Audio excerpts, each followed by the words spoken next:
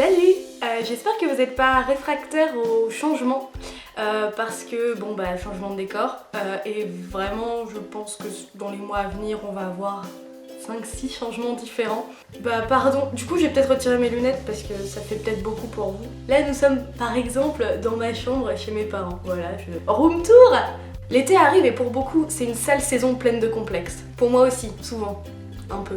Mais de moins en moins parce que plus le temps passe et plus j'apprends à gérer les miens. Comme quoi c'est possible! Et si parfois j'arrive à être en maillot au bord d'une piscine en m'en battant les steaks, c'est parce que j'applique au quotidien quelques petits trucs. Viens là que je te file mes tuyaux. Sur Instagram notamment, on trouve beaucoup de comptes tenus par des post-bad, c'est-à-dire des gens hyper stylés, gaulés comme des statues, qui prennent des photos où ils sont absolument magnifiques et complètement parfaits. C'est super. J'en suivais pas mal des comme ça il y a encore quelques mois. La plupart du temps, je scrollais tout simplement en me disant « oh c'est joli » ou « oh super style ». Et ça allait bien.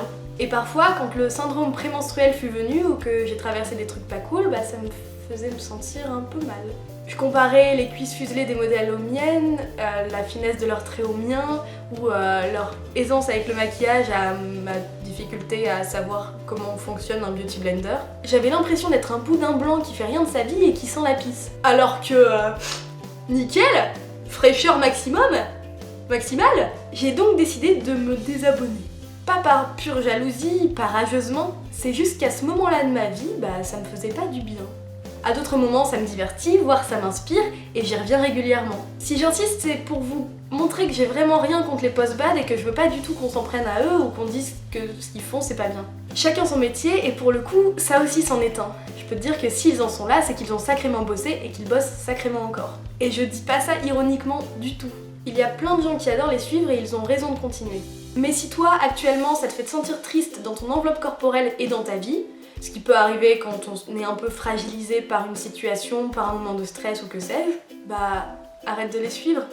Définitivement ou temporairement, peu importe, c'est à toi de voir. Il n'y a aucun intérêt à s'infliger un truc qui fait se sentir mal, en vrai. Et puis rien ne t'empêche de te réabonner quand tu te sentiras mieux, parce qu'ils te font rêver, ou parce que juste tu trouves ça joli, ou peu importe. Et à aucun moment je te jugerai si toi tu kiffes au quotidien, enfin vraiment c'est juste mon avis à moi. Là je suis en train d'essayer de prouver à quel point j'ai envie d'avoir aucun problème avec personne. Parce que moi j'aime tout le monde en vrai. Quand on a envie de mincir, on est nombreuses et nombreux à acheter des fringues plus petites que notre taille pour nous motiver à faire attention à ce qu'on mange ou à faire plus de sport. Je vais certainement pas te juger parce que j'ai fait ça à de multiples reprises. Ça marche aussi pour les gens qui achètent plus grand pour se motiver à prendre du poids, ça va pas que dans un sens. Le truc c'est que franchement, à plein de niveaux, c'est négatif. Déjà parce qu'il n'y a pas plus complexant, je trouve, que d'avoir dans son placard ou sous ses yeux des vêtements qui représentent un objectif pas encore atteint. Ça fout une de ces pressions, mazette. Et la pression, pardon, mais c'est pas super agréable. En plus, ça prend de la place pour rien. Alors franchement... Et pire, si t'arrives jamais à atteindre cette taille, tu t'auras dépensé des ronds pour que dalle. Que dalle, tu m'entends? N'importe quoi. Et si un jour tu atteins cette taille-là, laisse-moi te dire qu'il y a des chances pour que tu regardes les fringues que t'as achetées jadis et que tu te dises qu'est-ce que j'ai branlé à acheter tout ça, moi? Bah oui, parce que les goûts vestimentaires, c'est un peu comme les conditions générales d'utilisation d'Apple, ça change tout le temps. Avant, très souvent, j'avais mal au bide. J'essaie de le dire avec un peu de classe parce qu'après, il y en aura plus du tout. Aucune. Il était gonflé, il était dur et il arrêtait pas de faire des bruits. Oh, 3 fois rien, c'était juste suffisamment bruyant pour que les gens à côté de moi pensent qu'il y avait des essais nucléaires dans le coin. Bon.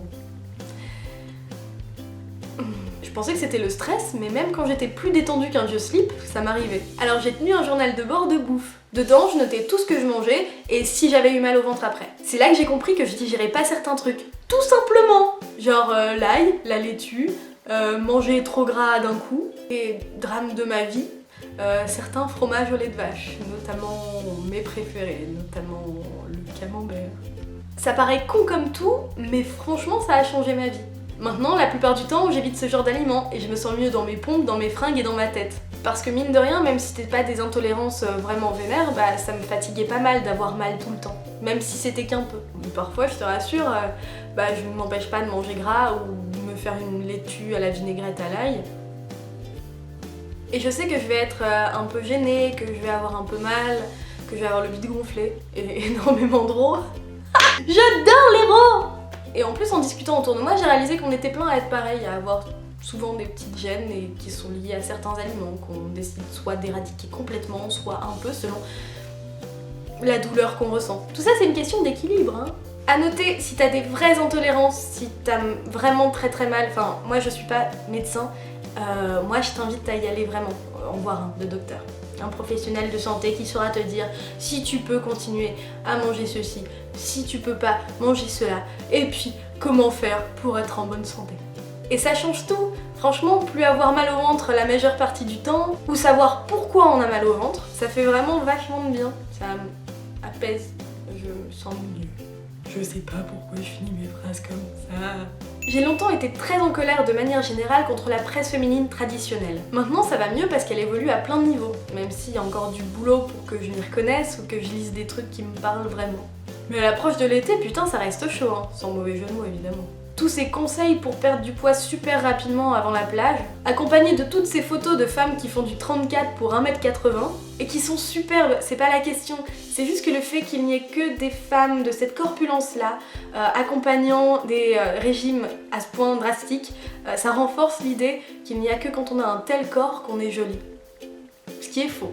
Ce qui est vraiment du bullshit. Je te dis pas nécessairement qu'il faut arrêter d'en lire. Tu peux tout à fait en lire sur la plage ou au bord de la piscine sans que ça pose problème. Faut juste réussir à prendre du recul et à se dire certains trucs concrets. Les gens que tu vois en photo, ça fait partie de leur métier de ressembler à ça. Une grosse partie de leur semaine consiste à faire du sport, à tout faire pour ressembler à ça. Plus la petite tête de Photoshop, parce qu'il faut pas se mentir. Enfin, je veux dire, même la personne à la peau la plus...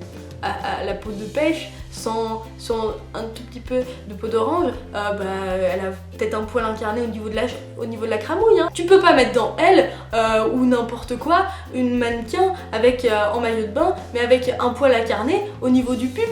Les poils incarnés, c'est normal aussi. Je veux clairement pas qu'on vilipende les mannequins qui n'y sont pour rien, c'est leur travail, et je les respecte énormément.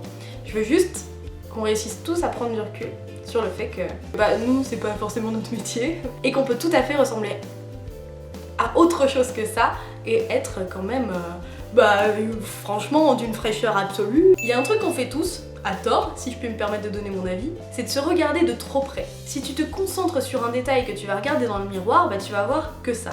Et en plus on a quand même plutôt tendance à scruter les zones qu'on n'aime pas. Alors que personne ne te regarde de cette façon-là. Quand les gens te regardent, ils regardent l'ensemble de ta personne, avec un œil bien plus détaché que le tien. Alors essaie de te regarder parfois comme si tu regardais quelqu'un d'autre. Pas nécessairement objectivement, parce que c'est super dur de rester objectif quand il s'agit de corps, et encore plus quand il s'agit du sien. Mais en y mettant moins d'enjeux et sans bloquer sur des détails noyés dans le reste de ton apparence et de ta personne. Je fais un truc un peu con, j'ai remarqué, c'est que j'ai tendance à me focaliser sur ce que je vois quand je me regarde comme ça.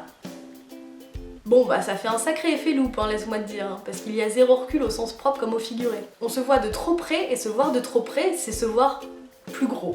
Le pire qu'on fait, je trouve, c'est de contempler nos cuisses quand on est assis. Genre, oh mon dieu, c'est énorme, j'ai jamais rien vu d'aussi gros! Je fais cette voix-là quand je suis bouleversée, ouais. Évidemment que les cuisses sont plus grosses quand on est assis. Je veux dire, toute la chair du dessous vient sur les côtés par la pression opérée par la chaise.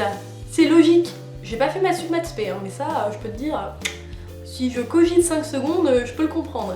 Mais ça m'a pris un petit moment avant de cogiter 5 secondes, visiblement. Des années complexes. Y faire gaffe, penser que ces signes de difformité, c'est se fourvoyer, mais complètement, hein, bien en beauté, genre. Pleine balle. Je vais pas te conseiller d'arrêter de t'asseoir, sinon voilà comment ta vie deviendrait un cauchemar. Mais regarde pas tes cuisses dans cette position en y voyant ce qu'elles sont en réalité. Parce que c'est pas ce qu'elles sont en réalité. Allez, me reste plus qu'à te souhaiter un été bien dans ton slip et copain comme cochon avec ton corps.